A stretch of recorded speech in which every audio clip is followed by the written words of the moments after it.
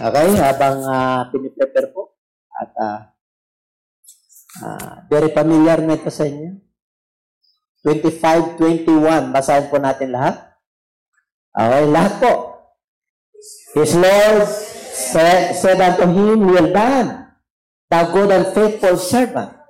Thou hast been faithful over a few things. I will make thee ruler over many things. Enter thou into the joy of the Lord. Okay, sabi mo sa iyong katabi, pagpalain ka ng Diyos. Yan, yung mga pagpalain ka ng ganyan, dapat nararamdaman na pinagpapala sila. Okay, kaya yung makakaupo na po. Have a blessed morning to all our brethren and our viewers. Isang mapagpalang umaga po. At ako po ay naniniwala na muli kakausapin tayo ng Diyos. At napapanahon po because my topic this morning is well done. Pag sinabing well done, ay ibig sabihin mahusay, magaling. Diba? Pag masarap yung luto, perfect! Well done! At alam niyo po, nais ng Lord na sakto eh. Alam niyo, pag sumobra ka sa asukal, yan isang labas mo. Pag sumobra ka naman sa alat, pato, labas mo. At pag sumobra ka naman sa cholesterol, sa taba, high blood ang labas mo. Ang nais ng Lord, sakto lang. Amen? Upang sa magkaganon, mapanatili mo yung iyong kalusugan. Kaya, pag ganun tayo sa physical, well done. Diba? Mahusay. Sabi ng doktor, tuwan-tuwa sa'yo. Oo, kasi hindi ka sumusobra. At hindi ka naman tumukulang. Kasi mahirap pinagkulangin eh. Nakapusin ka ng ay anemic ka pagka hindi ka normal. Diba? Kaya sakto eh. Diba? Pagka sumobra ka ng alat, meron din yun eh. Ay kulang ka sa alat, sa sodium, di ba? Ano yun? Electrolyte ba yun? Basta may kulang. Pagkakulang ka sa mga bagay-bagay, meron term yan eh. Hindi lang naman ako psychologist. Oo, pero meron eh. Kaya ang gusto ng Lord, sakto. No? Kaya sabihin mo sa yung katabi, well done. Yan, that's my preaching this morning. Well done! Woo! Naman nyo ba nakasama natin ang Diyos? Okay, para yung ibig, para malungkot. Ay sinabing well done, talaga, well done talaga. Mahusay, mabuti, mahusay, magaling. Pero mo sabihin sa'yo ng Lord, mahusay ka, magaling ka, well done. At in the book of Matthew 25:21, sabi po roon mga kapatid, tatalakayin po natin yung His Lord said to him, Well done, good and faithful servant. Tatlong bagay ang tatalakayin natin. Well done, good, mabuti, and tapat na alipin. Tatlong M yan, tatlong M. Hindi yung matanda, madaling mamatay. Hindi po yun. Ibig sabihin, mahusay, magaling, mabuti, matapat. Yan, tatandaan niyo po yan. Tatlong M yan. Para sa Lord. Okay. Palakpakan natin ang Diyos. Yung palakpak na pinagpala. There are kind of servants. There are kind of servants. Okay. At titingnan natin kung ano yung mga mayroon palang unfaithful servant. Hindi tapat na alipin. Meron. Tingnan natin yung unfaithful servant. Kasi marami ditong nahahanay. Ano mo? Then, he who had received the 1 talent came and said, Lord, I knew you to be a hard man, reaping where you have not sown and gathering where you have not scattered seed. Alam niyo po, in the book of Matthew 25:16, nagbigay ng tinawag niya yung kanyang mga alipin. Ang Lord po rito, parable. yung Lord na Panginoon sa lupa, hindi siya yung Lord. Ha? Yung Lord dyan is small letter L. Parable lang to, talinghaga po ito. Tungkol sa mga alipin. Okay, kaya nagbigay po siya. Ngayon, nagbigay po yan. Ngayon, unahin natin yung unfaithful. Okay, binigyan niya po yun. Makikita po natin yan sa verse 18 and 19. 25:18 ang sabi po ron, but he who had received one wind and dug in the ground and hid his Lord's money. Alam niyo po sa verse 19, after a long time, the Lord of those servants came and settled account with them. Okay? Kaya dito po, binigyan siya ng isa. Ginawa niya, umalis. Ibinaon niya yung isa. May pagsusulit. Binalikan sila. Kasi sinabi ng Panginoon Sinabi yung master niya, yung Panginoon niya, sabi niya, alipin niya, magsusulit kayo sa akin. Titignan po natin kung anong karakter ng unfaithful servant. Gusto niyo malaman? Palapakan natin ang Diyos. Sabi niya sa Matthew 25:24, tingnan na natin. Then he who had received the one talent came and said, Lord, I knew you to be a hard man. Kilala kita. Matigas. Mapagmatigas. Kumbaga sa malupit. Malupit ka. Kasi, sinabi niya, nag-aali ka nang hindi mo inasikan at gumagapas ka sa hindi mo pinulaan. Kaya kilala siya. Kilala niya yung amo niya. Ang karakter niya, kaya natakot po siya sa 25, number 1. And I was afraid. Natakot kasi ako, kaya binaon ko. And went and hid your talent on the ground. Look, there you have what is yours. Nung ibinigay ng Lord, ng Panginoon niya, yung talento niya, itong alipin na to, hindi niya inari na kanya. Ibinaon niya. Ibig sabihin, ito na, sabi niya, nandito na yung talento mo. Ay, siyempre na, insulto po yung Panginoon niya.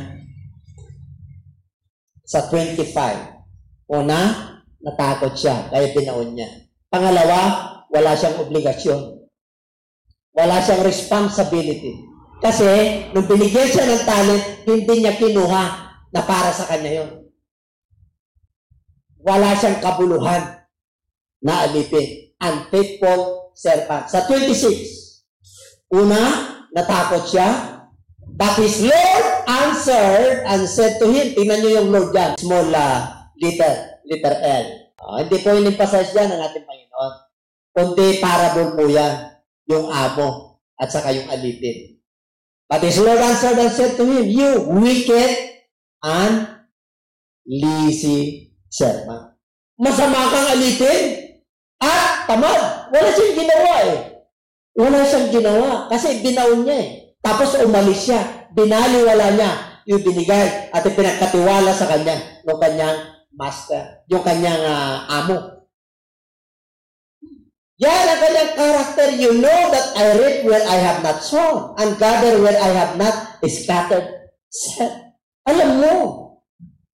Kaya ikaw, masama at tama na alipin. Ayaw ng Lord. Ang ating Panginoon, pagdating sa kanyang salita, pag tayo po ay tinawag ng Diyos, ibig sabihin kahit na talent mo isa lang, pwede mong ipagamit. Alam niyo kung bakit? Kasi nasa grace na tayo. Nasa biyaya. Kaya huwag ka na matakot. Amen? Huwag ka na matakot na magpagamit sa Diyos. Ito natakot Wala siyang ginawa. Ibinaon.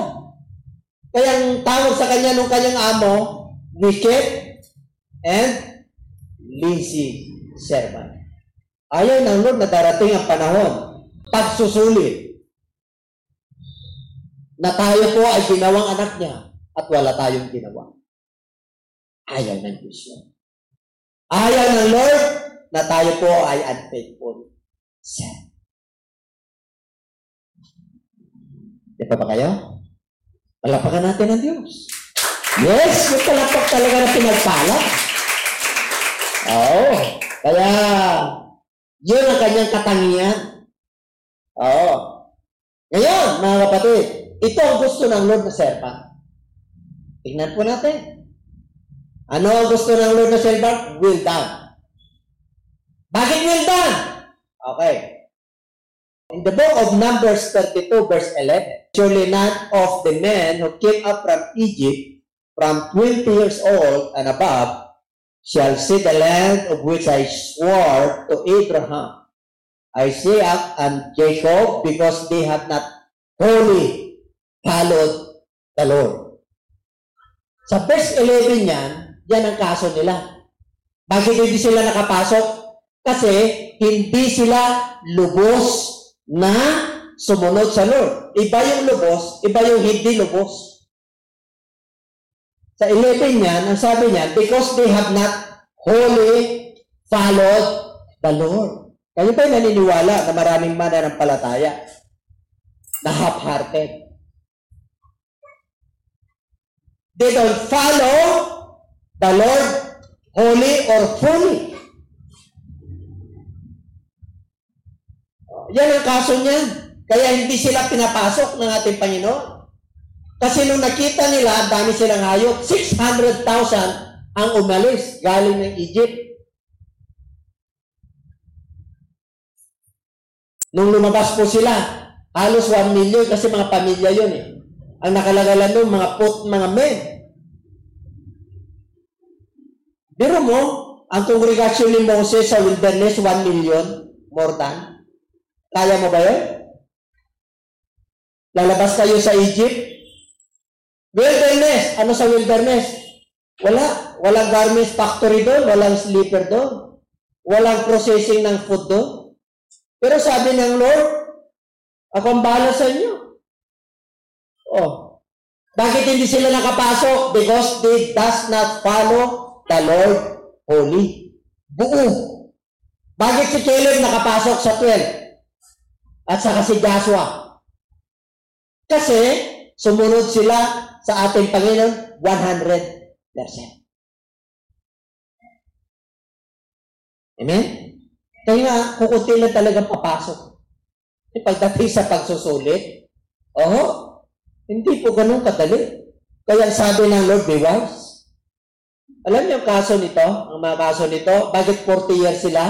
Kasi 20 years and above, hindi pinapasok ni Lord sa promised land sa Canaan dahil sa kanilang kasalanan. Anong kasalanan ng kanilang mga ninuno?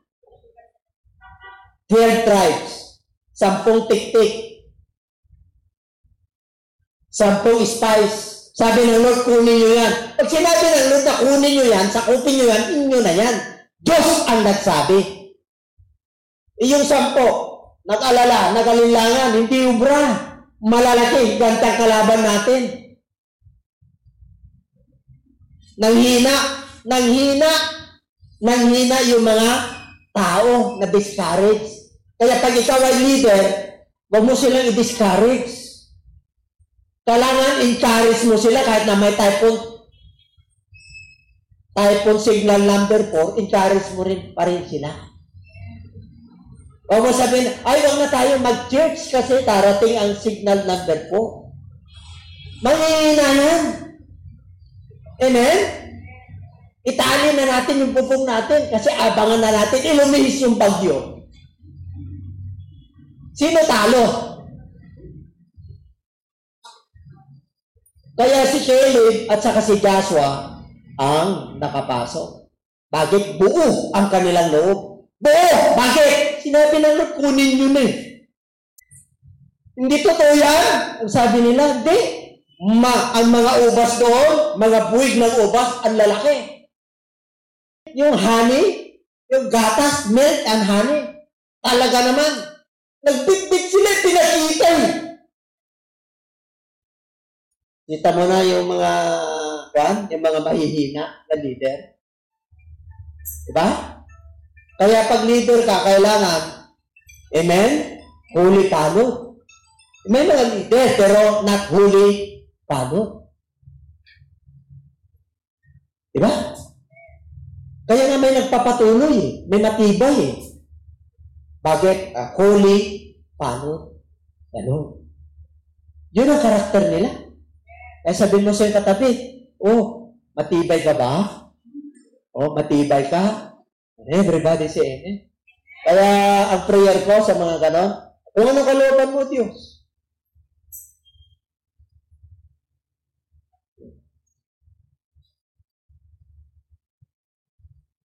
Well done. Mahusay ka. Magaling ka. Joshua. Kelly. Kaya nung partihan na po ng ari-arian, yung mana, kilala niyo si Kelly. Yung bundok ang kanyang kinuha. Sabi niya, 40 years ako dito noon, nung sinabi ko, akin ito. Binigay sa kanya eh. 85 years na siya. Nung ibinigay sa kanya at pinamana, isipin niyo na lang. Amen? Kaya pag ikaw ay nasa Diyos, may mana ka. Itong talent na to, sa ibang version, coins eh. Pera ang pinag-uusapan.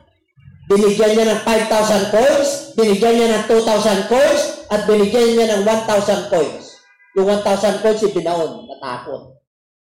Walang ginawa, hindi niya kinalakal. Kaya sabi ng Lord, bakit wala kang ginawa? Sana binangko mo yan, para kinuha ko, may interest pa. Alam niyo ang Lord eh, naghahanap ng growth, naghahanap ng tubo.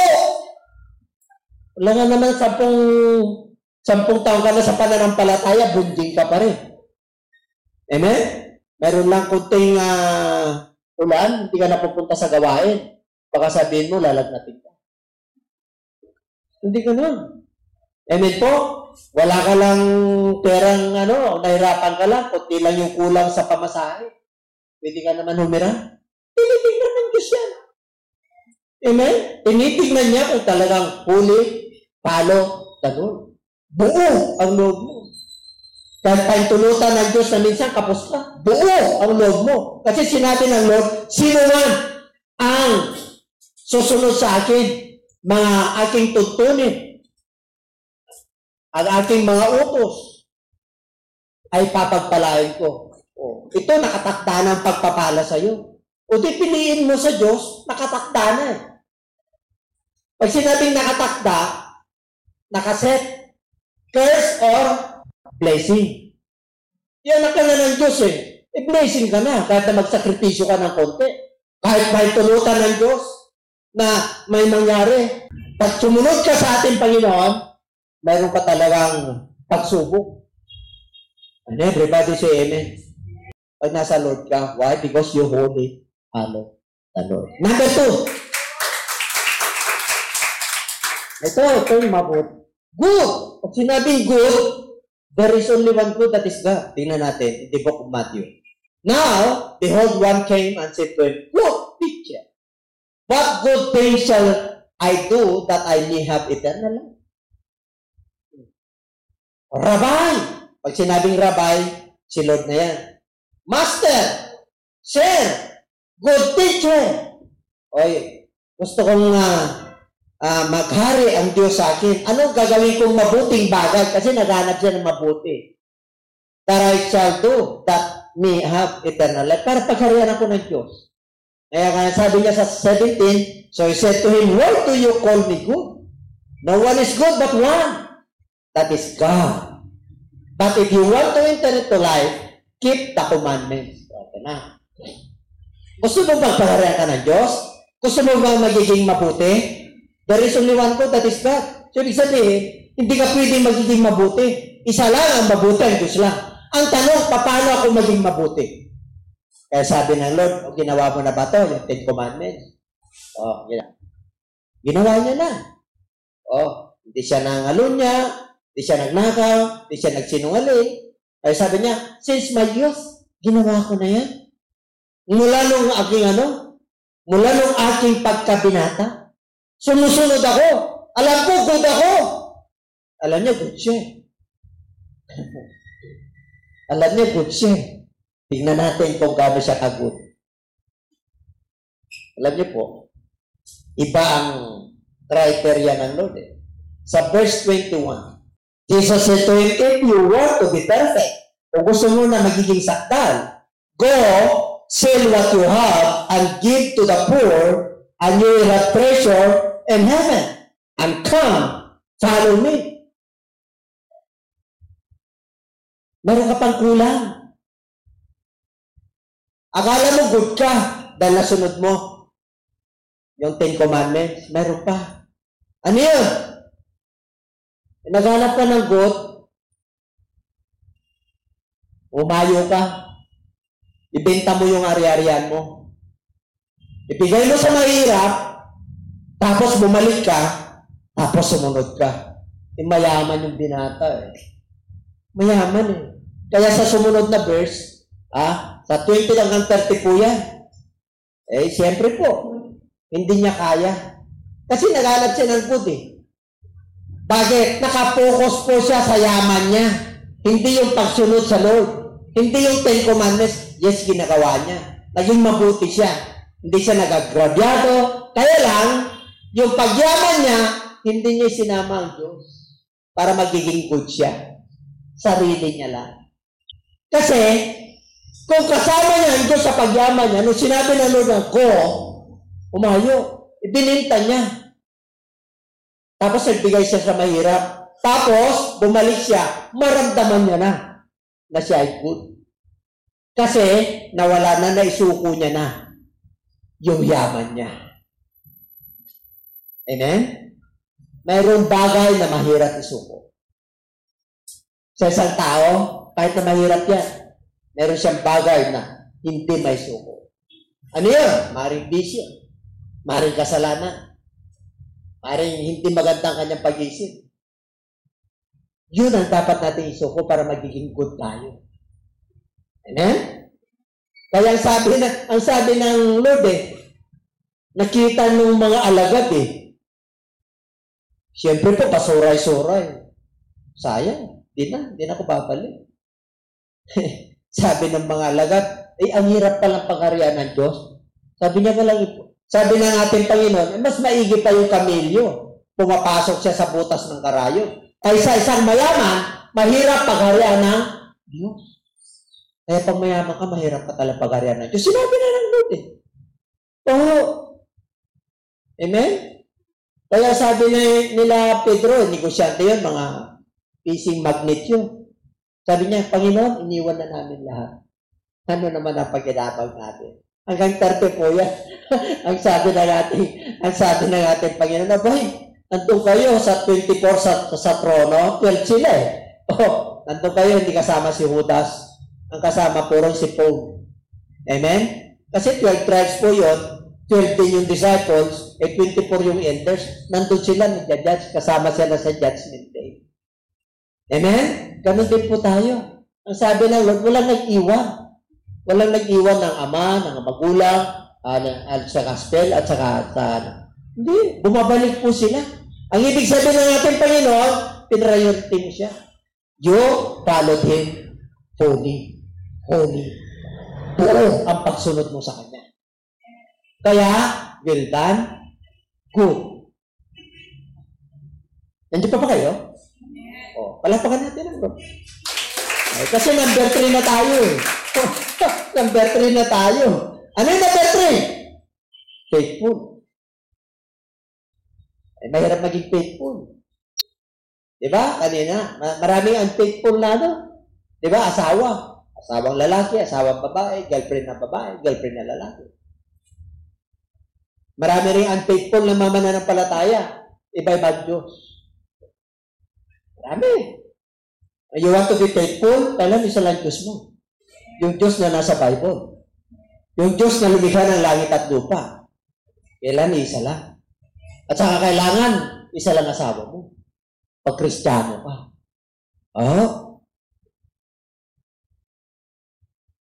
At saka pagka mananampalataya ka na worker, kailangan isa lang boyfriend mo. Girlfriend mo.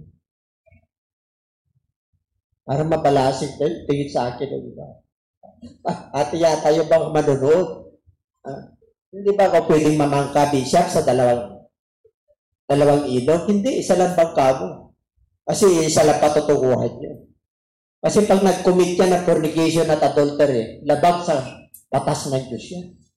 Yung tumingin ka lang na may pagnanasa. Hindi na obra. Lumabas ako ng Amerikana ko. May sexy.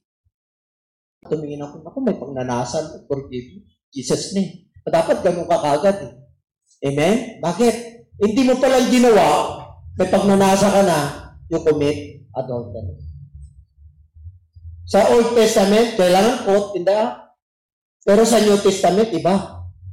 Pag may last ka sa isang tao, committed ka na. Pagkagalit ka nga sa kapatid mo, murderer ka na. Amen? Marami pang galit sa kapatid dito sa pananampalataya. Ang tawag po dyan sa Bisaya, murderer. Right? Maraming murderer na mananampalataya. Suko mo na yan. Because you want to be faithful. Amen? Palakpakan natin ang Lord. Hallelujah! Ano naman yung faithful na yan? Tingnan natin ang Matthew 24, 45 up to 45, up to 47. Ayan. Who then is a faithful and wise servant? Sino ang tapat at matalinong alipin? Whom his master made ruler over his household to give them food in due season. Yan. Alam niyo po, pag ikaw ay tapat, yung master mo, papagkatiwalaan ka doon sa sambahayan mo to give them food in due season. Pag sinabing due season, ibig sabihin, may pagkain yan, may pang-emergency yan. Hindi ka salat. Noong una, nung wala pa tayo sa Lord, maari. Talagang ang hirap ng buhay. Pero kahit na paano matagal na tayo sa Lord, abay, gagaan naman.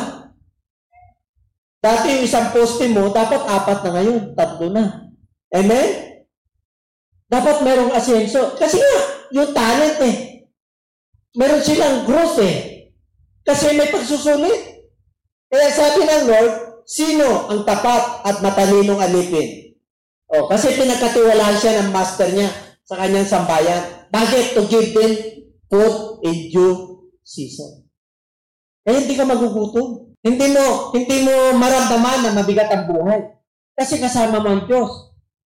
Pangako niya yan. Yung mga liryo ng kapatagan, yung mga ibon sa kalangitan, yung mga maya, sila yung nag-iimbak. Diba? But you are more valuable than them. Kayo ay masigit sa kanila. Kaya pag ikaw ay balisa, mananampalataya ka, at tingin sa'yo ng Lord Gentiles, ibig sabihin hindi ka mananampalataya. Wala kang tiwala sa Diyos. Pag may tiwala ka sa Diyos, hindi ka mag-alala sa bukas. Yes. Hindi ka mag-alala. Kasi kilala mo yung Diyos mo Kilala mo yung pinaglilingkuran mo Yes. May ginagawa siya sa iyong buhay. May suffering ka, maaaring may pinagdadaanan ka, pero kilala mo ang Diyos mo. Hindi ka niya papabayaan. Iba talaga ang Diyos natin. Kaya gusto ng Lord, tapat ka. He will make him ruler over all his goods. Pero pagkatiwalaan kapag nakapasa ka, ibig sabihin, aasinso ka. Ibig sabihin, yung wisdom and knowledge mo, lumalaki. Ibig sabihin, kahit nakabuhayan mo, lumalaki. Bakit kung kabuhayan mo lumalaki, dumadami ang angkan mo. Alam, dumadami ang angkan mo, yung kabuhayan mo. Kaya sumusunod po yan. Alam na naman yung kabuhayan mo 10 years ago. Sumusunod ka sa Lord, ang kabuhayan mo ngayon, kahit na papaano dahil tapat ka sa Lord, natatagdagan. Kasi dumadami kayo. Alam nga naman mga kapatid, yung 1 kilong bigas noon, 1 kilo pa rin ngayon, dinadagdagan na kayo. Hindi na sinahin nyo, lugaw na. Kaya tingnan nyo, mga kapatid, mapapagkatiwalaan ka. All His goods. Ibig sabihin, mapapagkatiwalaan ka ng ating Panginoon sa material, sa spiritual, sa ministry, sa pamilya, sa trabaho. Biro mo yung boss mo, tapat ka sa kanya. yung ibang trabador, pwede bang i-banding clock mo na lang ako? Diba? Meron. Tapos, pagka i-service siya, pag nandyan si boss, sipag ako. Kaya purihin ang Diyos. Bakit ka mo? Kahit na paano kaya na mag-for-manager ako, pinag-igi ko talaga. Okay, alam ko ang hirap. Alam ko rin ang saya. Alam ko rin ang blessing ng Lord. Tingnan ko nga yung ngiti niya. Ay, please na kayo, kaya nagtatag na tayo pare-pareho. Amen? Hindi na tayo babalik dito na walang blessing. Totoo po yan. Pero babalikan natin dito kung puro perwisyo. Amen? Hindi na tayo babalik dito. Ako mismo, hindi na ako mangangaral. Ako na mismo, bababa. Mga kapatid, pag sinabi na tinawag ka ng Diyos, sumunod ka na. Buo. Hindi partial. Because partial obedience is disobedience. Ulitin ko. Partial obedience is disobedience. Kaya pag naglingkod ka sa Lord, maglingkod ka na. Kasi sinabi niya, what is the foremost and the greatest commandment of God? Love Him with all. With all. With all. With all. Kaya, serve Him fully. Boom! No reservation! Serve Him with gladness. Kahit na nahirapan ka sa buhay, serve Him with gladness. Masaya ka, nagagalak ka, na sumusunod sa ating Diyos. Itong pandemic na ito, lahat ng tao magkaroon ng fear. Pero, ang labang lang natin, sandali lang yung fear. Mamaya, kaka-recover ka na. Lord, tulungan mo po ako. Tulungan mo yung aking pamilya. Ingatan mo po yung aking apo, yung aking kabuhayan. Ingatan mo po, Panginoon. 2021, double na po ang hirap. Mahirap ito. Hindi pa kahit na pahirap ang mundo nito, pag-igihin mo ang iyong paglilingkod. Magaan ang buhay at hindi mo maramdaman ang kabigatan. Meron tayo sa inyo. Ang babalikan ng Diyos yung kanyang anak, hindi yung mga hindi sumusunod sa kanya. Sabi niya, well done. Magaling, mahusay, good, mabuti, and faithful, matapat, na alitin. Nanabutan tayo ng ngayon. Tatlo lang naman yun Tatlo lang naman yun. Pero matindi yun. Biro mo ba naman? Ang husay mo. Ang husay dito, hindi sinasabi dito na sikular. Pag sinabing husay dito, galing sa Lord. Kahit na hindi ka gano'n nag-aral, pero ang husay mo mamahala. Saan ka mamahala? Sa pamilya mo, makikita. Yun ang unang example Pamilya. Kahit hindi perfect ang pamilya natin, pero nung tinawag tayo ng Lord, inaayos ng Diyos. Inaayos yung puso natin. Siyempre, may kanya-kanya tayong problema sa pamilya. Mare, yung pinagdaanan mo, hindi maayos mo, pero habang sumusunod ka sa Lord, inaayos ng Lord unti-unti yung mga desire mo sa puso. Na maayos yung pamilya mo isang araw. Hindi mo naman kagustuhan yun. Amen? Kahit na gusto mo maging maayos, kung yung kapartner mo, ayaw niya. May magagawa ka ba? Pero pag sa Lord, kaya niyang buuin yung nawasak. Kahit na anong kasalanan natin, kaya niyang paputiin. Grabe. Kaya kanyang patawarin.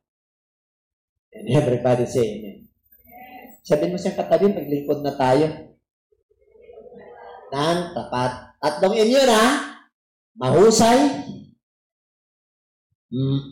magaling o mahusay, well done, mabuti, at matapat. Yan ang gagawin natin. Tatlong M. 3 M's. Di ba? Okay. Sa Tagalog po yun. In the book of Matthew chapter 25:15 up to 18. Kanina, unfaithful servant. Pupunta na tayo sa faithful. Pupunta na tayo sa matapat. 15 unto 1, he gave 5 talents. to another 2, and to another 1. To each according to his own ability. Tingnan nyo. Ang Lord po, nagbibigay siya. Hindi yung lampas, yung hindi mo kaya. No. Pag nagbigay ang Lord, yung kakayanan mo lang. Kaya tingnan mo, 1, 2, 5. Yung 1, kaya niya i-produce yun ng another 100%. Tumubo. Kaya niya kasi, meron siyang kakayahan. Kasi hindi magbibigay ng Lord na hindi mo kaya. Tatandaan po natin yan. Kahit sa problema, sa 1 Corinthians, chapter 10, hindi ka niya bibigyan ng pagsubok na hindi mo kaya. Kasi Diyos yan. Kasi pag hindi mo kaya, imbalance yun. Kakaroon ka ng problema. Kaya pag may dumating na matindi problema mo, tulungan mo ako, Panginoon. Kaya ko ito. To each according to his own ability, and immediately he went on a journey. Mali siya. Then he who had received the 5 talents went and traded with them and made another 5 talents. Kasi sa verse 19 nagkaroon ng pagsusulit, bumalik eh. Sulitin ko kayo ha. O yung 5, tinrade niya, ibig sabihin, may ginawa siya. Hindi siya lazy, kagaya nung unfaithful kanina. May ginawa siya, itinrade niya. Kinalakal niya. Kaya, nung dumating yung amo niya, ito Lord. Ito Panginoon. Oh, ito Sir. Yung 5 na binigay mo sa akin na talento, ito pa yung 5. Anong sabi ng Lord? And likewise, he who had received 2, gained 2 more also. But, yung dalawa, nag-gain din ng 100%.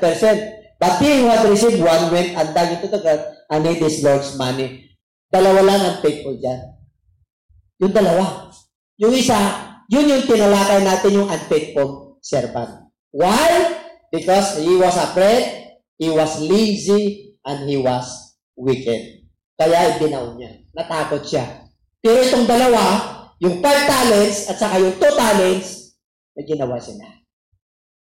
Kaya sabi mo sa katabi, may gagawin tayo. Tinutulutan ng Diyos na yung araw ng patay ay linggo para tayo po ay alalahanin yung kamatayan ni Kristo.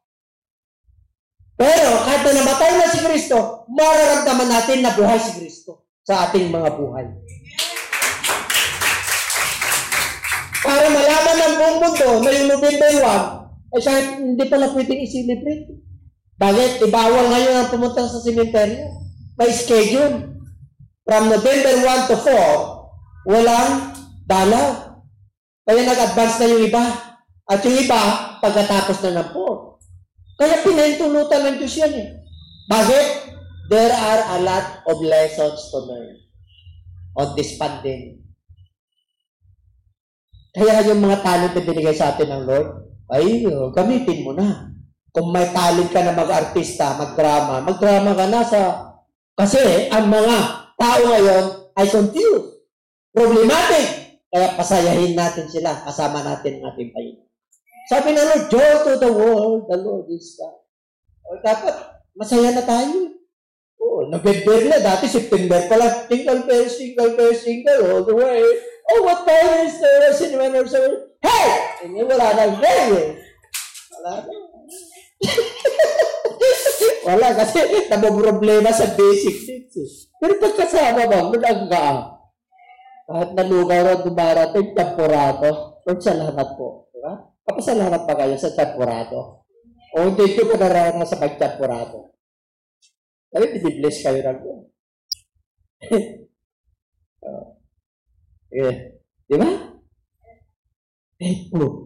After a long time, the Lord of those servants came and settled accounts with them. Bumabalik eh. Bumabalik. Kaya ito yung conclusion na. Matthew chapter 25, 20 to 23. Palapakan na natin ang Lord. So, who had received 5 talents came and brought 5 other talents in. Lord, you delivered to me 5 talents. Look, I have gained 5 more talents besides them. His Lord said to him, well done, good and faithful servant. You were faithful over a few things. I will make you ruler over many things. Enter into the joy of your Lord. pasok ka sa kagalakan ng Panginoon. Alam nyo, pag nakakasunod ka sa Lord, nagagalak ka talaga. Mararamdaman mo yung unspeakable joy. Kahit anong hirap mo, pag humayo ka, gumagaan. Well done. Dahil nag-gain ka ng talents, His Lord said to me, well done. Mahusay, magaling. Mabuti, good. Matapat kang alitin. Dahil tapat ka sa kukunting mga bagay, gagawin kitang pagkatiwalaan kita sa maraming bagay. Kaya magalak ka na kasama ang Diyos. Kasama ang Panginoon mo, yung Lord dyan, yung amo niya. Okay. He also, who had received 2 talents, came and said, Lord, you delivered to me 2 talents, binigyan mo ako. 2 talento. Lord, gumana, ibig sabihin tumubo. 2. Besides them, his Lord said to him, well done, good and faithful servant. You have been faithful over a few things. I will make you ruler over many things. Enter into the joy of your Lord. 2 nakapasay. Bakit? May ginawa. Tumubo mananampalataya. Mula nung tayo naging mananampalataya, yung kalaman natin sa Lord, tumubo na ba? Nag-grow na ba tayo? Humayo na ba tayo? Nanalangin na ba tayo? Naramdaman na ba natin ang presence ng Lord? Nakatanggap na ba tayo ng Banal na Espiritu? Lalo kung puspos ka, hindi ka magsasawa. Hindi ka magsasawa. Hindi ka magsasawa. Na na maglingkod sa Lord. Kahit na hinang-hina ka na, ang isip at puso mo, ang Diyos pa rin. Gusto ng Lord na mag-gain tayo. Pag nag-gain ka doon, sa panuntunan ng Diyos, yung sabi niya, mahalin mo siya ng buong puso, buong kaluluwa, buong lakas at buong pag-isip, kasama ng bulsa ron. Kasama ng bulsa ron, i-bless ka ng Lord. Bukod sa kasama ang bulsa, health is wealth.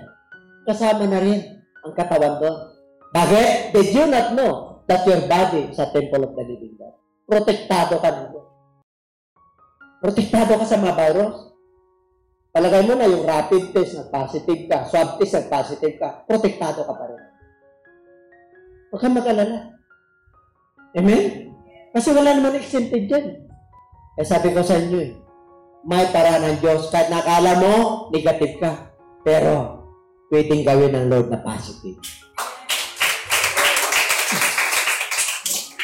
Kaya sabi niya, kapag katiwalaan kita sa maraming bagay. Believers, mamimili lang kayo. Unfruitful servant or fruitful servant. You want to become fruitful? You must follow His commandment. Gusto mo mag-grow sa Lord? Kailangan you must grow spiritually, maturity, wisdom and knowledge. Kasi kailangan mag-grow tayo. Alam niyo kung bakit? Ang gawa ng demonyo, matindi. Puro pinapalabas na ng demonyo, dati private lang. Mga 60 years ago. Ngayon, mga major problems na. Ngayon, mga general problems na, mga general na, mga kampo ng demonyo, mga general na, kernel na, mga general problem na. Ngayon, yung mga anak ng Diyos ay bunjig pa rin. Kailangan sumabay ka. Ano sabi ng Lord? Ginawa kita ang bantay. Amen? Saan ka kukuha ng katalinuhan mo? Paano mo malalabanan yan? Malalabanan mo yan sa pamagitan ng salita ng Diyos. Sinabi ng Lord. Ano ang panlaban mo dyan? 6:18 ng Book of Ephesians. Hindi tayo nakikipagdugno sa laman at dugo. We are not wrestlers against flesh and blood, but against principalities o pamumunuan, against the rulers of the darkness of the world.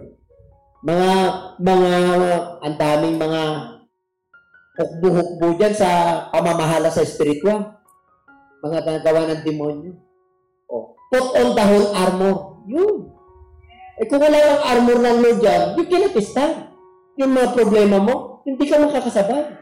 Pero pag may armor ka ng Lord, may Holy Spirit ka, sa pangalan ni Jesus, kahirapan, gapagaan niya. Sa pangalan ni Jesus, di ako makatulog, Lord, patulogin mo ako, makakatulog ka . Kasi buhay yung Diyos natin eh. Lord, pakainin mo naman kami na masarap pandemic. Kukumplituhin ka ng Diyos.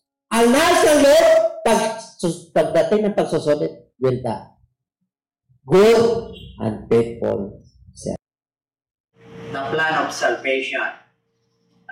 The gospel of the plan of salvation. First, Jesus declares in the book of Mark chapter 1 that we must believe the gospel. And also, Peter declares in the book of Acts chapter 2 verse 37, when the Jews asked Peter what they shall do, and Peter declares in the book of Acts chapter 2 verse 30, and Peter said to them, repent, and be baptized every one of you in the name of Jesus Christ for the remission of your sins, and ye shall receive the gift of the Holy Spirit.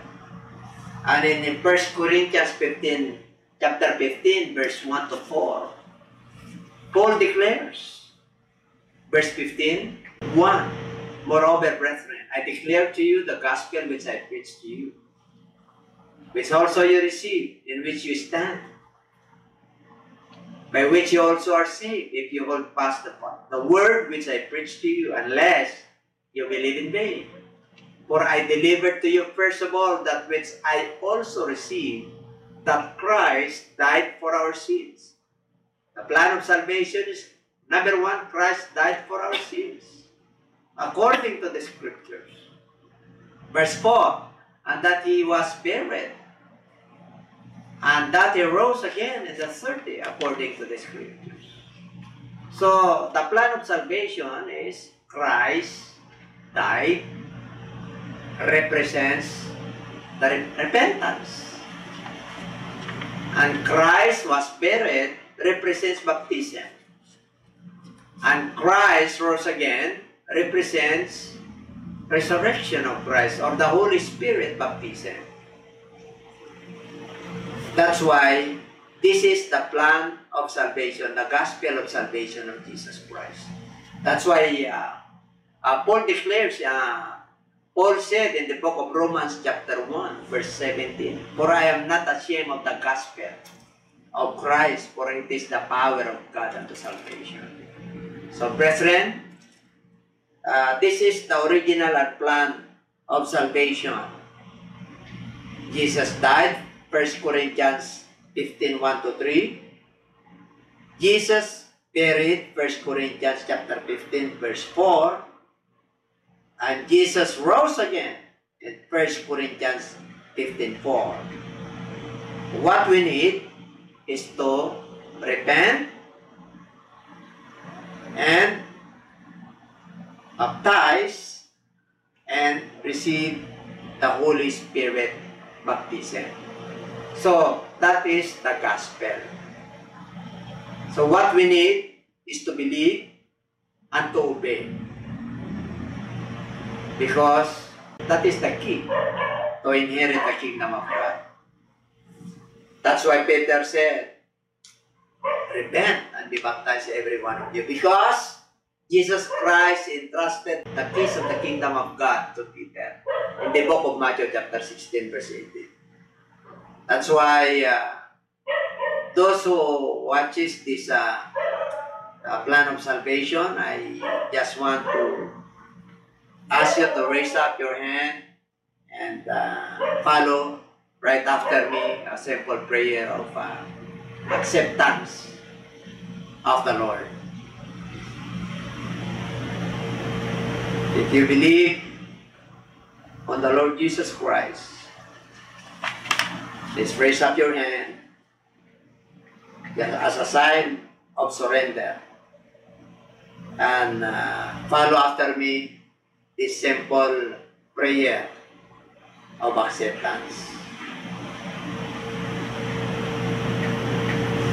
Lord God, through Jesus Christ, I confess with my whole heart that you are the Son of God. I believe that you died, buried, and rose again on the third day. According to the scriptures, forgive me for all my sins. Have mercy on me, Lord. And I receive you as my personal Savior and Lord. Thank you for your love and mercy. In Jesus' name I pray. Amen. What you receive is not a religion. What you receive is the Word of God. If you believe His Word and you believe the Gospel, then you are now a believer. The plan of salvation is death of Christ represents repentance. So that is the first steps of salvation. Second, He was buried. You must be baptized in water immersion in Jesus' name for the remissions of your sins. That represents the burial of Christ. And third is the resurrection of the Lord Jesus Christ, which He was rose on the third day. Represents the Holy Spirit baptism. So, believers, this is not only the first or the last, but this is just the beginning of the turning point of your life. Thank you and God bless.